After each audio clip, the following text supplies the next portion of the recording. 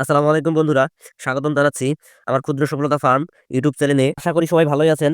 বন্ধুরা, আজকের ভিডিওতে রাজহাঁস এবং কবুতরের সকল আপডেট তথ্য দেওয়ার চেষ্টা করব। ইনশাল্লাহ ভিডিওটা ভালো হবে, আপনারা সবাই শেষ পর্যন্ত থাকবেন। প্রথমেই দেখতে পাচ্ছেন আমার একটি রাজহাঁস দীর্ঘ 30 দিন ডিমে বসার পর ডিম থেকে বাচ্চা বের হয়েছে। এই হাঁসটা মোট 11টা ডিম দিয়েছিল, এর মধ্যে 2টা ডিম আমাদের অসাবধানতার কারণে ভেঙে গেছে। আলহামদুলিল্লাহ বাকি 9টা ডিম থেকেই বাচ্চা বের হয়েছে। এই বাচ্চাগুলোকে আগামী 24 ঘন্টা তার মায়ের পেটের তলায় রাখতে হবে। 24 ঘন্টা পর বাচ্চাগুলোকে রোদ্রে বের করে খাবার দিতে হবে। আর এইদিকে আমাদের আরো 2টা হাঁস আছে যারা 10টা করে ডিম দিয়েছিল, কিন্তু তাদেরকে 9টা করে ডিম দিয়ে বসিয়ে দেওয়া হয়েছে। এই হাঁসটারও কিছুদিনের মধ্যেই বাচ্চা বের হয়ে যাবে। আর এই হাঁসটাকে ডিমে বসিয়ে দেওয়ার আজকে প্রায় 10 দিন হলো। এই হাঁসটা দেরি করে ডিম দেওয়া শুরু করছিল, এই জন্য তাকে দেরি করেই ডিমে বসানো হয়েছে। বন্ধুরা, আপনারা জানেন আমি কবুতর পালন করি। আমি 4টা নর কবুতর কিনে এনেছিলাম, কারণ আমার 4টা সিঙ্গেল মাদি কবুতর ছিল।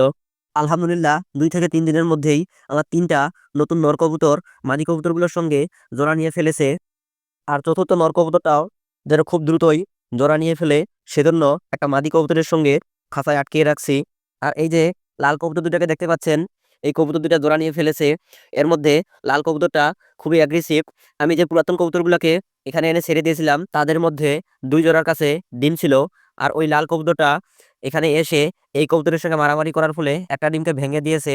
আর দ্বিতীয় ডিমটা থেকেও বাচ্চা হবে কিনা সন্দেহ আছে, কারণ সেদিন মারামারি করার কারণে ওই কবুতরটা সারাদিন ডিমে বসতে পারে নাই।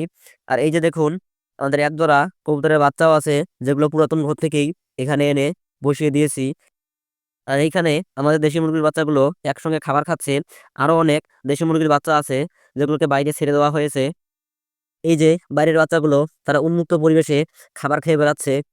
আসলে আমরা অনেকগুলো মুরগির বাচ্চাকে এক জায়গায় করে খুব অল্প সংখ্যক মা মুরগিকে দিয়ে দিয়েছি, যেন বাকি মা মুরগিগুলো খুব দ্রুতই আবার ডিম দেয়। আর এবছর আমরা সিদ্ধান্ত নিয়েছি নদীতে ধান লাগাবো, এজন্য ট্রাক্টর দিয়ে বালু সমান করা হচ্ছে। ট্রাক্টর দিয়ে চারিপাশে যে বর্ডার লাইন দেওয়া হয়েছে, সেই বর্ডার লাইনের মধ্যেই আমরা ধান লাগাবো। আর আমাদের এই কর্মকাণ্ডগুলোর আপডেট পেতে ক্ষুদ্র সফলতা ফার্ম ইউটিউব চ্যানেলটি সাবস্ক্রাইব করে পাশেই থাকবেন।